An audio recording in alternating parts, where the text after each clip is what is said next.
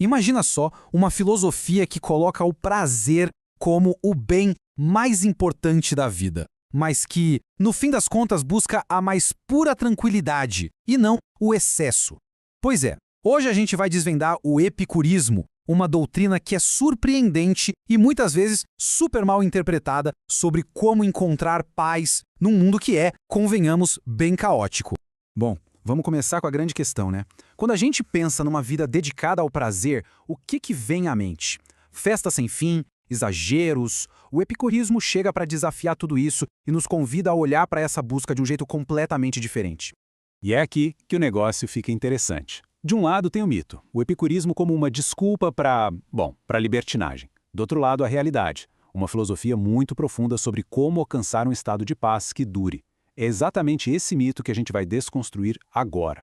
Para fazer isso direitinho, nossa análise vai seguir alguns passos. Primeiro, vamos entender o contexto histórico, depois a base física da ética epicurista, o que prazer realmente significa para eles, como a gente pode gerenciar nossos desejos e, por fim, como tudo isso se amarra na ideia de justiça. Vamos lá então. Nosso primeiro ponto: tempos conturbados.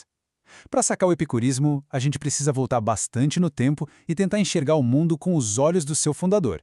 Pensa na Grécia do século V a.C., a era de ouro de Péricles, sabe? A filosofia acontecia na praça pública, no meio da política, mas esse mundo começou a desmoronar. Com a chegada da dominação macedônica, a política virou um lugar de decepção, de desilusão mesmo. Os filósofos então se retiraram, e é nesse cenário que surge o epicurismo. Não mais na praça, mas no jardim, um refúgio para uma busca mais interna, bem longe do caos do poder. E essa jornada para dentro, olha que curioso, não começa com deuses ou com a alma, ela começa com a física, com a compreensão bem radical do universo. Para os epicuristas, a realidade é bem direta. Tudo no universo é feito de átomos se movendo num vazio infinito. Não tem deuses controlando o nosso destino. A vida é só um arranjo temporário desses átomos e a morte é apenas a separação deles. A consequência disso é revolucionária. Os dois maiores medos da humanidade, o medo dos deuses e o medo da morte, são, no fundo, irracionais. Essa frase do Epicuro é de uma clareza que assusta, né? Se a morte é a ausência total de sensação, a gente não pode sentir a morte. E se não dá para sentir, ela não pode ser ruim.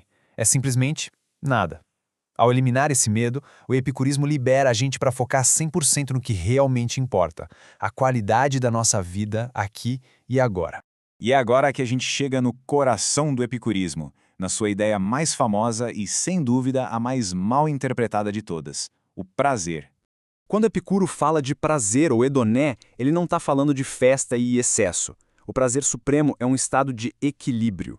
Ele divide isso em dois conceitos-chave: aponia, que é a ausência de dor no corpo, e ataraxia, ausência de perturbação na alma, na mente.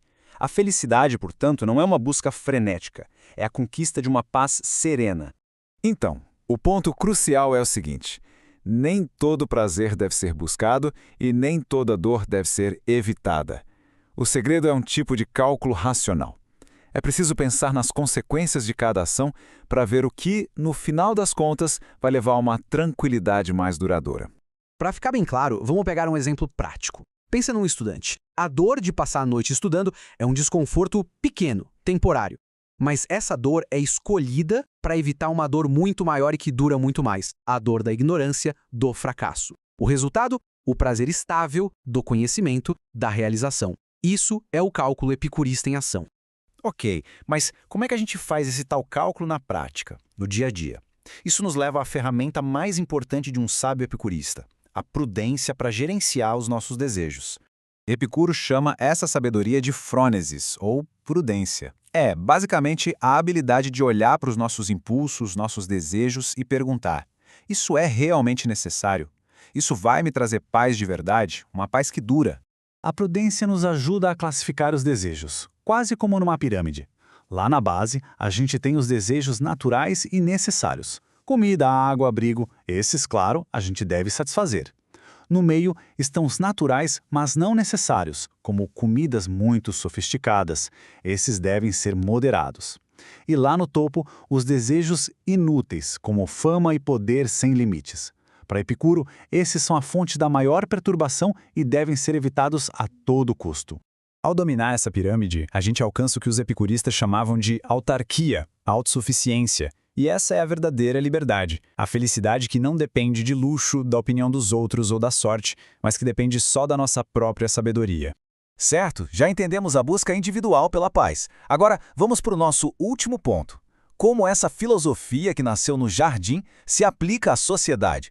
Como o epicurismo entende a justiça? A lógica continua a mesma. A pessoa justa, como ela não prejudica os outros, vive sem aquele medo constante de ser descoberta, de sofrer uma retaliação. A alma dela está em paz, em ataraxia. Já a pessoa injusta, mesmo que nunca seja pega, vive atormentada pelo medo. A injustiça, no fim das contas, é irracional para quem busca tranquilidade. Para o epicurismo, a justiça não é um mandamento divino nem uma verdade abstrata. É algo bem mais prático. É um pacto, um acordo baseado na utilidade. É um combinado social que a gente faz. Eu não te prejudico, você não me prejudica, para que todo mundo possa viver em paz. E o próprio Epicuro resumiu isso de forma perfeita. A justiça só tem valor por causa da sua função. O objetivo dela é a utilidade mútua, é evitar o dano que acaba com a tranquilidade de todo mundo.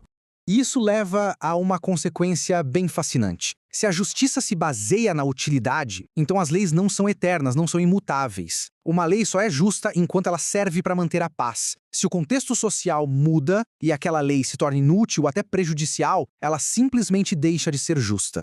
E aqui, para fechar, fica uma reflexão. Essa visão da justiça, tão prática, nos deixa com uma pergunta que é super complexa e muito atual.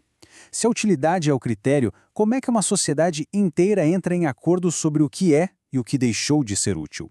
Uma questão para a filosofia e para todos nós, sem dúvida.